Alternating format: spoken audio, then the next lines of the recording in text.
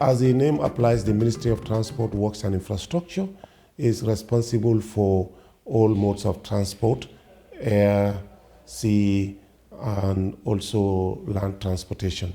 And these are very critical in the overall organization of any conference of this nature.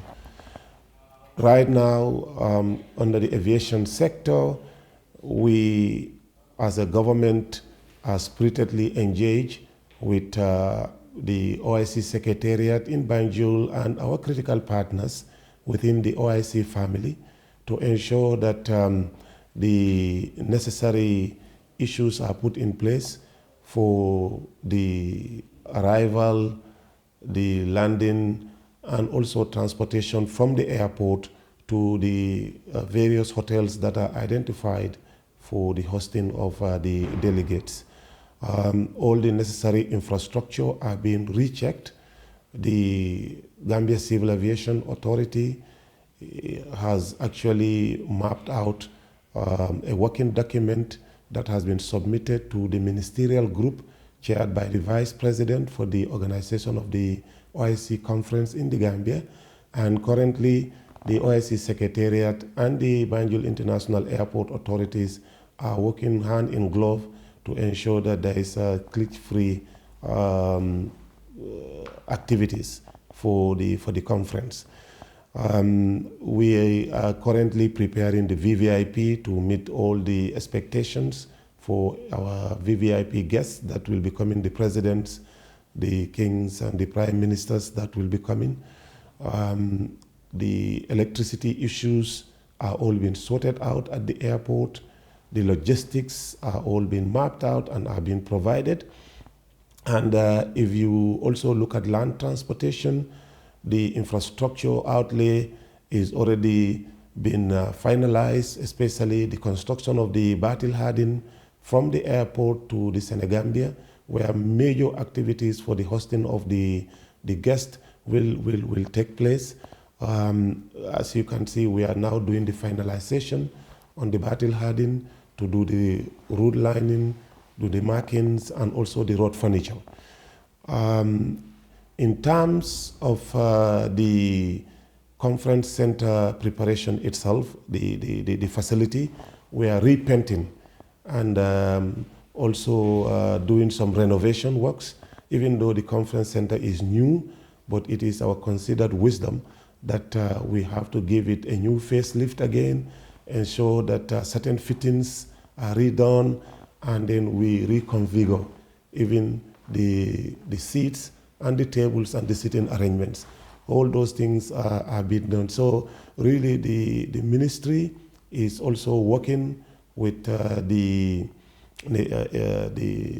sector in terms of the sea and also other transportation logistics that can be provided within the ecosystem to ensure that the OIC is organized and held in this country in a manner that has never been seen before in Africa.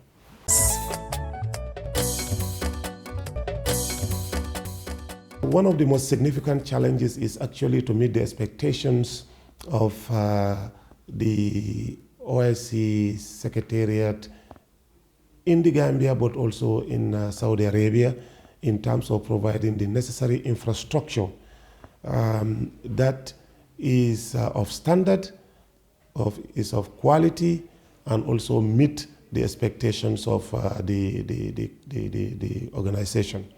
And this, of course, has been a daunting task in ensuring that the road is completed on time, because the Harden is being built in a heavily congested community.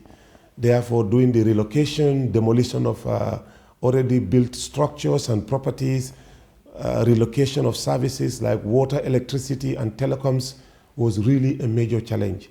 But those ones have now been actually met. We are now on the finishing touches of the Harden Highway, and we are hopeful that by end of April, Harden will be ready from airport all the way to Senegambia, completely ready, and from Senegambia all the way to Stinkona, it will be fully ready for the asphalting that can be used. So from airport all the way to Banjul, you will ride on a fully designed asphalt road, even though ongoing works will be there, like the drainage, the markings, and the road furniture.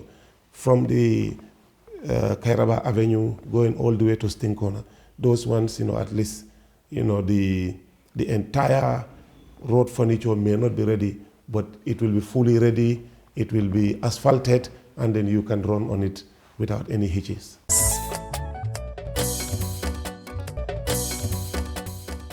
Within the overall framework of bilateral cooperation among member states of OIC, the ministry hopes to reap the benefits of hosting this very important conference in terms of investment in key critical areas within the ecosystem of the ministry, especially as they relate to investment in aviation, which is highly needed in this country, investment in port facilities and port infrastructure, investment in ultra-modern transport models that we are hoping to initiate in this country. Right now, we have launched the modern transport initiative system in this country that will look at all kinds of transport, including rail, including the BRT, and also the rapid bus systems, including also safer green transport systems that actually will have so much to do with new technologies. And really we can leverage on the experience of a lot of member countries within the OIC to direct their investors to invest in these very important areas within the transport sector.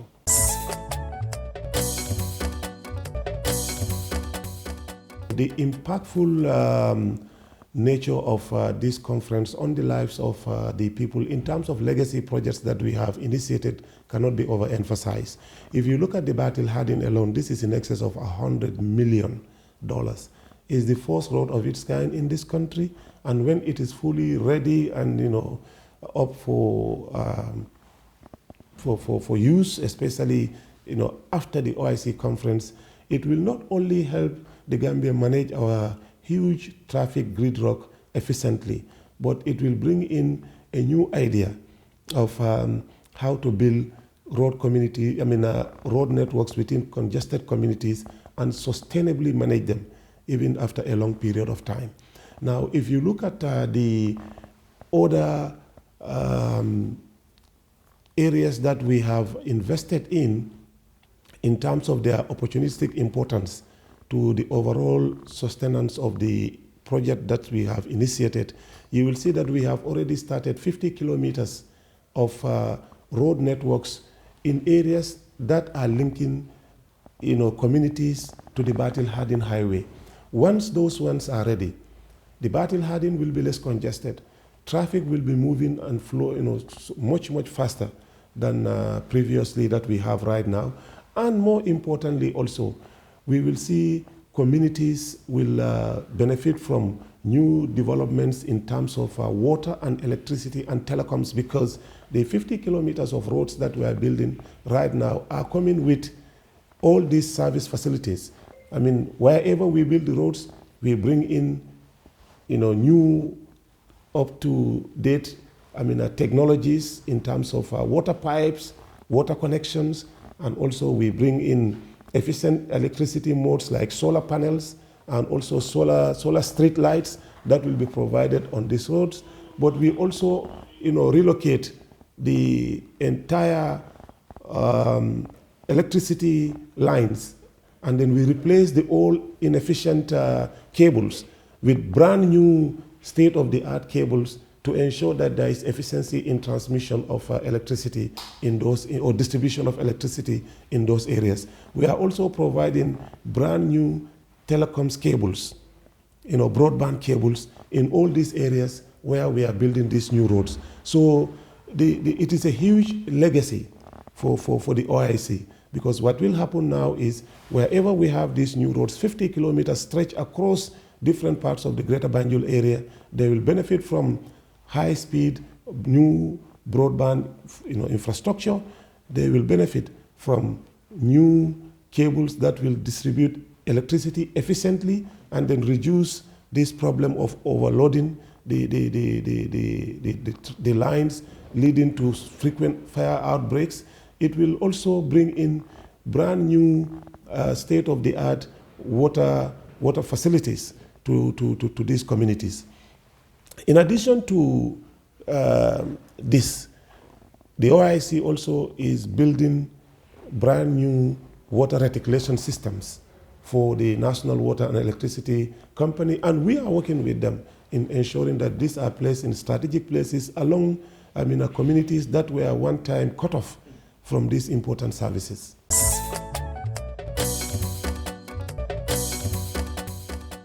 Regarding the sustainability of the infrastructure projects, particularly the OIC conference hall itself, the Sadauda Kairaba Jawara International Conference Hall that was built purposely for this, for the hosting of the OIC, we are thinking, and we have in fact gone far into that process to ensure that we freelance the management to a private management company that will run the Sadauda Kairaba International Conference Center as a business entity, so that they don't only look after the facility, but they run it as a business case, so that you do your businesses there and you maintain the facilities, although at a cost, but yet we ensure that there is sustainability, because maintenance has always been a problem for a lot of governments in Africa. So we don't really want to fall into this problem.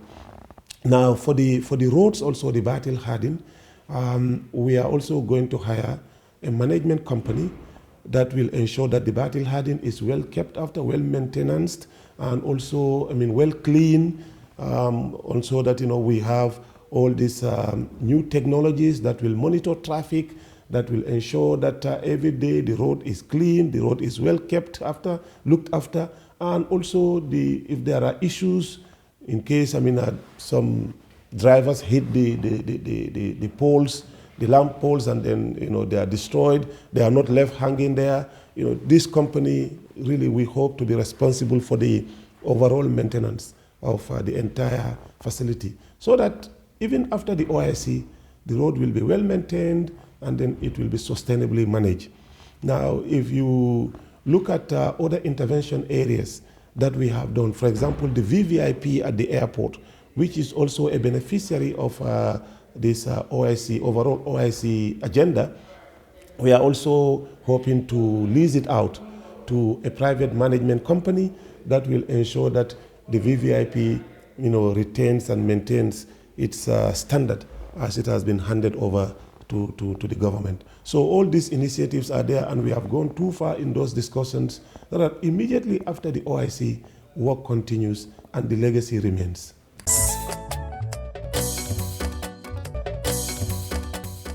The successes are numerous. If we look at the Battle Harden alone, it's a huge success. For the first time in the history of this country, we have 6 lanes, and that we have overpasses, to ease congestion and also traffic gridlock. On the roads, we also using the green technology to ensure that from one end to the other, the roads are fitted with solar lights. We also have the 50 kilometers in roads that we are doing in communities that actually have not benefited from those type of road facilities since the independence of this country. Now, if you look at the airport, the kind of ultra-modern VVIP hall that we have there, the VVIP at the airport is an infrastructure of its kind in the whole sub-region here. This is a huge achievement for the government of the Gambia under the Ministry of Transport, Works and Infrastructure, that these are things that are permanently here in this country. They will remain here.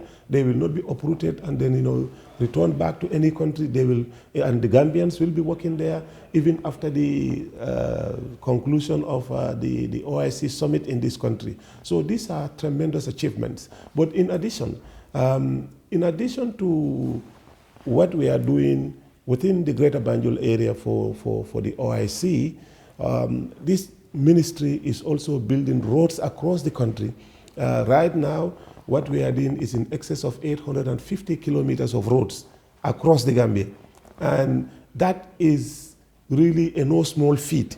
I mean, for a small country, for a small economy.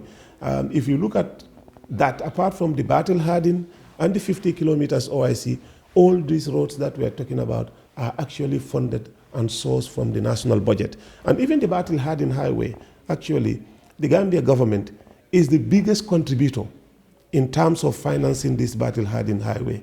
Our national contribution to the Battle Harden is in excess of over $20 million. So this is more than any other partner that actually is working with us on Battle Harden Highway. So that is a big, big, big achievement.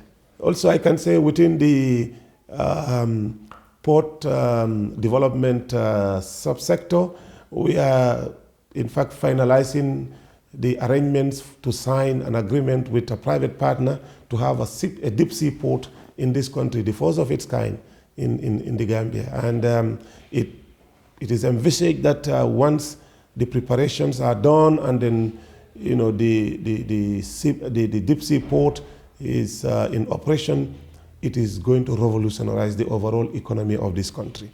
Traffic volumes will be higher, more employment opportunities, more funds for the government of the Gambia, and of course, the Gambia Ports Authority. So really, we are very excited about the future of this country, the initiatives that are going on at the ministry, and also the overall support that we are getting from His Excellency, the President.